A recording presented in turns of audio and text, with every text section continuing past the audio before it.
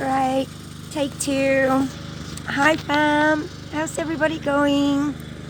Okay, so I thought I'd give people a little bit of an update on the Faery Castle and what's been going on here. We've been doing the outside of the house, so all of the house has been puttied up, sanded back, undercoated, and now I'm doing test swatches for the paint color. I have chosen this really dark grey, and the dark grey I think I really like because it blends into the forest here. It's kind of like the mists of Avalon, where it will disappear into the forest, because I have so many greys in here, as in the forest, like all the trees and the colors and the greenery and things like that. The house can actually take it, and because it has such huge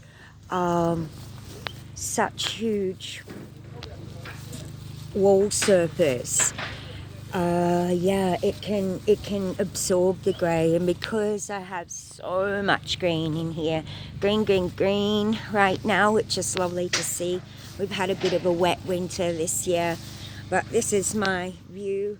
Recently we got a dozer in, and we cleaned up this horse paddock some more and made a bigger fire break for me in here in the forest. And considering the forest is being gracious enough to let me live here, I had to clear some things, maybe a couple of acres around me, to keep me safe in here. So I think that's a good thing. I live on 208 acres here, and next door to me is 400 acres of nature reserve. So basically there's 600 acres in here of forestry, and I'm taking a minimum of 10 acres or maybe 2 or something like that in here for myself, and a part of that is being safe in the forest. So yeah, this is my view every day. And on my special kookaburra tree, I have my kookaburra that lives in here. Well, actually I got a family of kookaburras that live in here, and they sit in this tree with the burnt bottom. So it was left inside of the horse paddock. This is my horse paddock. So yeah, it needed to be a little bit clearer for horses, and they'll help keep this grass down. This grass is a never-ending battle, because it is made for large stock. And so every year, 15 years I've been here, I've been battling with this grass. So horses in here will help keep all this grass under control and managed and looking like lawn for this whole area. So that's the plan for in here.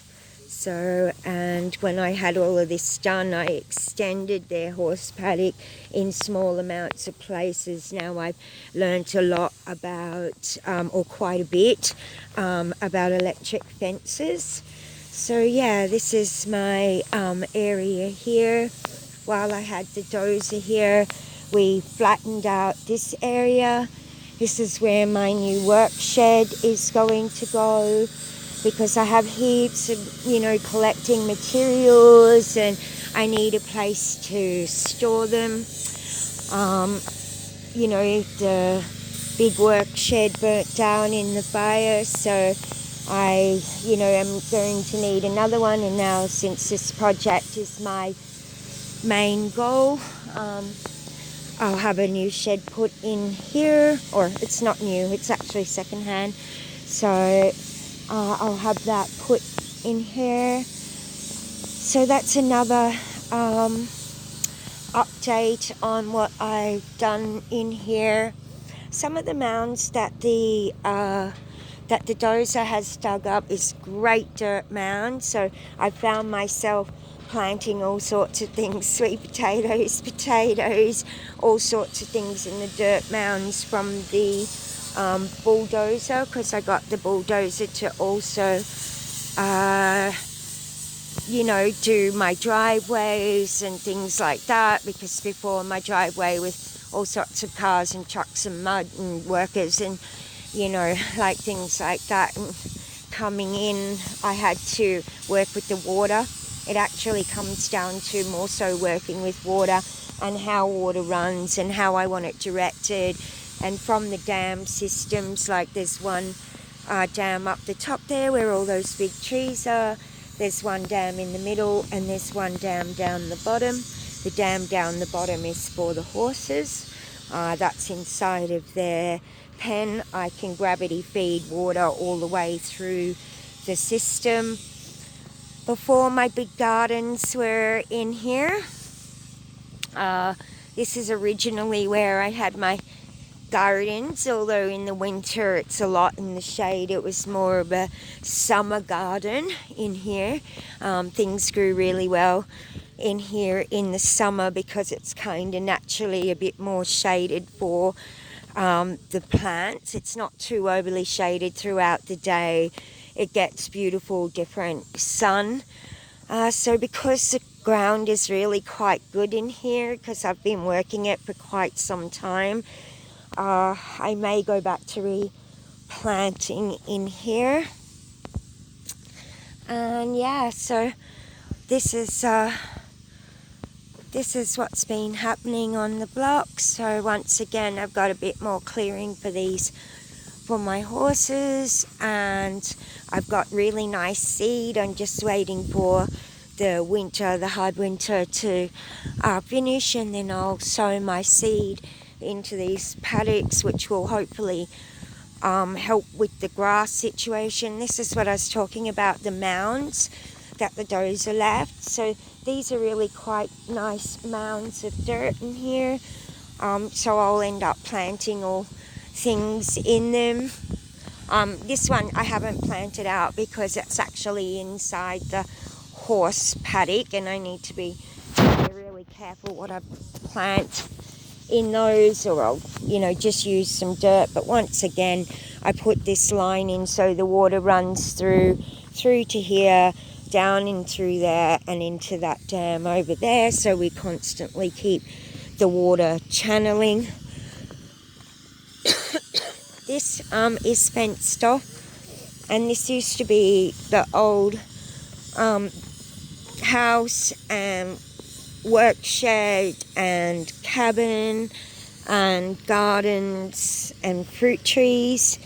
So you can see, if you don't keep up to it or whatever, and because the fire happened and all the seeding, it's just absolutely takes over. Like this has been snipped back around the side so I can start planting things back in here again. Like I'm going to plant some chocos along this fence line, and, you know, running vines and things like that down in here, down right along this edge. So there is a water channel down towards the bottom, going to the bottom dam and channeling all the way through to that dam. So that's a part of the exercise as well, is actually working with water and how it runs, making the best of every bit of water from here, without us continuously being a mud pit, which it kind of is a little bit now, because it's had quite a lot of rain this year again, and even across the winter. And because I had a dozer in here, the ground is really soft. So I'm kind of looking forward to the first bit of spring as soon as I can plant that seed and get something in on top of it. Yeah, just to hold it all in place, so that way it will grow and stop any dirt from running down into the creek. It's another reason why I left the creek line and the trees there, because they've got to hold on to the creek line. Alright, so our project today, and the boys are getting around, and this side is still empty, so you'll be able to see under the eaves there, there's a gap and a gap, but right now they're putting in quad for the around to seal off the top of the eaves to underneath on the walls, so it just tidies it all up, makes it more for heating and cooling. This is my mate Jonah. Jonah's on sanding the poles today. I've done this job absolutely stacks with the flapper disc, heaps and heaps. And so Jonah's come in today doing a little bit of work. Jonah lives on Bulldog Road. Jonah's worked on this project with me for a really long time at different jobs, and when he's been in town and not flitting around the country. And so it's really lovely to have Jonah back at home because he's just gotten back from being away. So yeah, I love when Jonah works on the project, so that's awesome. Everybody learns new skills here. It's a part of the Faery Castle. We all work on this project and we're all learning skills and new skills and how to do things and working things out. It looks fantastic up here. I don't know if you can see, but it looks fantastic where the bead runs all the way around. I'm really hoping that in the next, little bit we get this wall completed. That would be one of my next absolute projects. There goes Darren Pachang. Say hi. Hello, this is my friend Rob. He's my painter extraordinaire. It's lovely. Just met Rob and he's jumped on board on this project, and it's really pushing it along. He's really making a tidy job of the outside, which was pretty unexpected.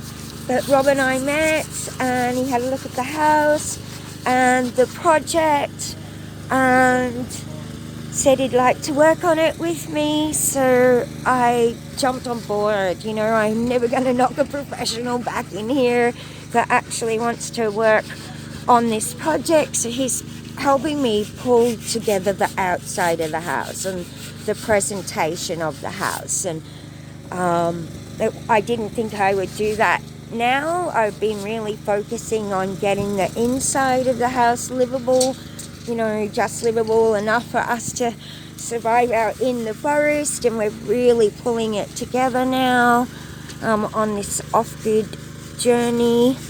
So yeah, I'll do probably all the poles in a clear. So I'm really, that's why I want them all sanded back now before they get too far gone, and give them all a clear coat and really make them stand out as a beautiful pole home that it is. And so yeah, we're getting along with that now with the outside, and thanks to Rob we're just finishing off the 2 pods. It's all about bringing them into full fruition as much as I can, and then I'll start the next big pod. So these have been like my 2 learning pods. They're both the same size at 7 meters. And yeah, so then the next pod is 9, so it's bigger again. And my builder Sammy will be back in here working with us, pulling that together. So that's awesome. And yeah, so this is where we're up to. All of under the eaves have had a coat of paint now, or undercoated and painted, and we're still working on that. We've still got one more coat to go on the eaves, as in its colour. So that's really great. That's coming along. It will seal all that board and everything in there, so it makes it all a little bit more weatherproof. The grey on the walls now, wow, holy wow, I do like it. And I know I should trust in the process, but I love this deep red too. I really like the thought of it going pop in the forest, and so it doesn't hide, so it shows off like an art piece.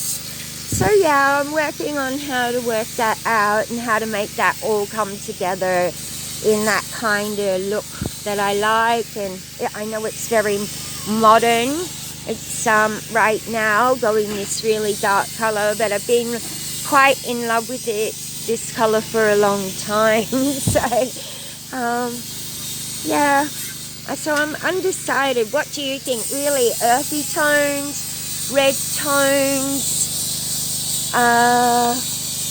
terracotta, or do you think the really dark greys? And I thought maybe both dark greys and the terracotta for little splashes around the borders and things like that, and around the top boards, and tie it all together, the dark grey and the dark orange. I know that's very risky, you know, to put two such bold colours together. So I'm a little unsure, and I keep trying to decide, and I'm going to put some of the deep orange patches on so I can have a look at it as well and see whether I like it. Yeah, right now I've just got the grey, but I've got to order in to get some more sample pots in the deep reds and orange. It's such a big project that I don't think I want to rush this thing, you know. Like, I could make it a rainbow house and make it all different colours. Like every colour that I love. Maybe that's a good idea. Have it all. Do it all. Do each pot in a different colour. That's a great idea. We'll see. We'll see. Alright, family. Well, I love you all. And I hope you're all well. And this is what I'm up to. And yeah. Fairy school. Love you, fam.